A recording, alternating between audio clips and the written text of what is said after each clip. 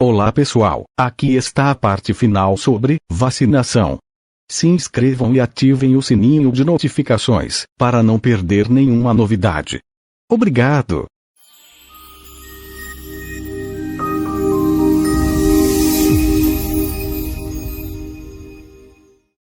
Vacinas inovadoras estão atualmente em desenvolvimento e uso experimental.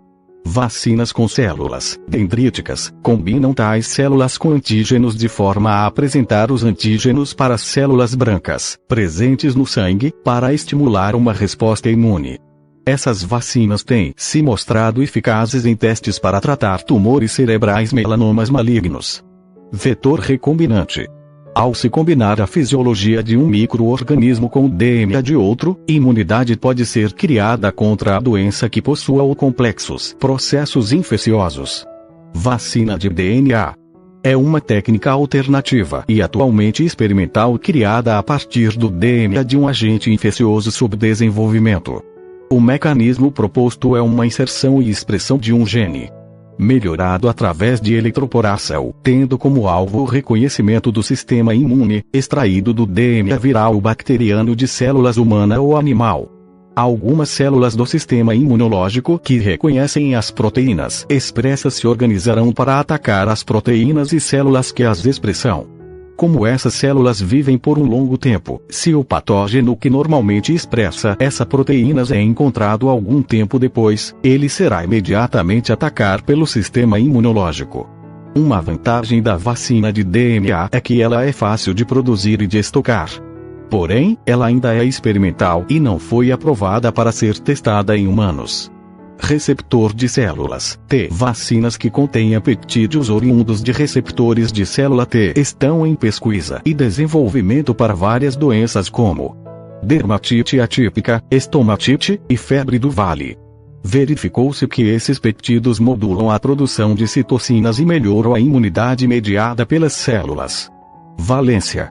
Vacinas podem ser monovalentes, também chamadas de univalentes, ou multivalentes, também chamadas de polivalentes. A monovalente imuniza contra um único antígeno ou micro-organismo.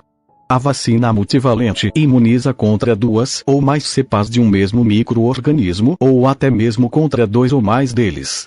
A valência de uma vacina multivalente pode ser denotada a partir do prefixo em grego ou latim, como no caso das vacinas tetravalente ou quadrivalente. Em alguns casos, a vacina monovalente pode ser preferível por sua rápida resposta no sistema imunológico. Heterotípica. Também conhecida como vacina heteróloga ou vacinas generianas, são aquelas em que os patógenos são oriundos de outros animais, que não causam a doença ou causam apenas sintomas leves que podem ser tratados. Um exemplo clássico foi o uso da varíola bovina por Jenner, quando testou sua hipótese sobre a imunização das ordenhadeiras. Um exemplo mais recente é a vacina BCG, feita a partir da bactéria bovina, que protege o corpo humano contra a tuberculose. Produção. A produção de vacina possui vários estágios. Primeiro, o antígeno em si precisa ser produzido. Vírus são cultivados em células primárias, como em ovos de galinhas, ou em linhagens contínuas de células, como aquelas em cultura. Bactérias são cultivadas em um bioreator. Igualmente, uma proteína recombinante derivada dos vírus ou bactérias pode ser gerada em culturas leveduras, bactérias ou células. Após a geração do antígeno, ele é isolado das células utilizadas para gerá-lo. Um vírus pode ser inativado, possivelmente sem precisar de purificação. As proteínas recombinantes precisam de vários processos, envolvendo ultrafiltração e cromatografia em coluna. Finalmente, a vacina formulada pela adição de adjuvante, estabilizantes e conservantes, conforme necessário.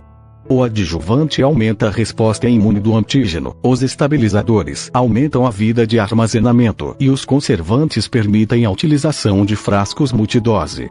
As vacinas combinadas são mais difíceis de desenvolver e produzir, devido a potenciais incompatibilidades e interações desconhecidas entre os antígenos e outros ingredientes envolvidos. As técnicas de produção estão em constante evolução. Se espera que as células de mamíferos cultivadas se tornem cada vez mais importantes, comparadas com as opções convencionais, como os ovos de galinha, devido à maior produtividade e baixa incidência de problemas com a contaminação.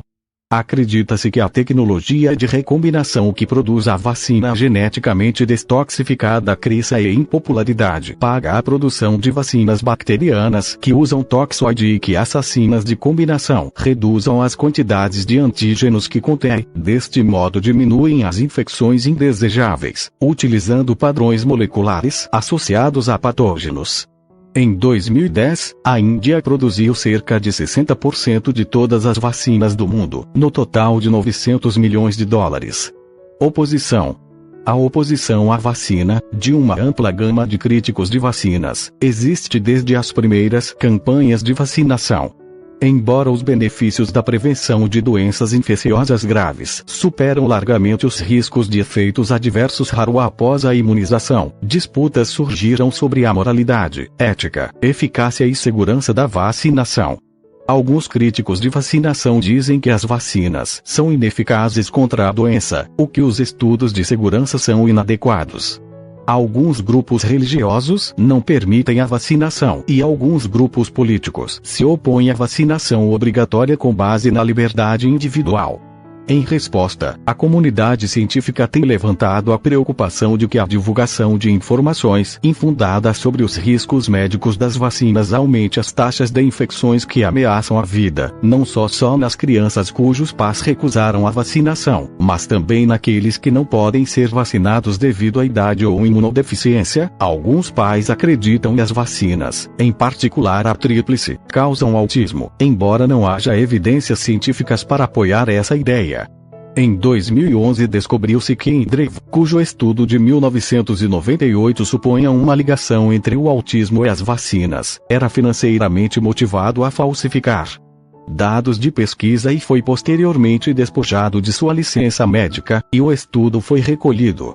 Em 2019 um estudo em grande escala concluiu que a vacina tríplice não aumenta o risco de autismo, mesmo em crianças suscetíveis.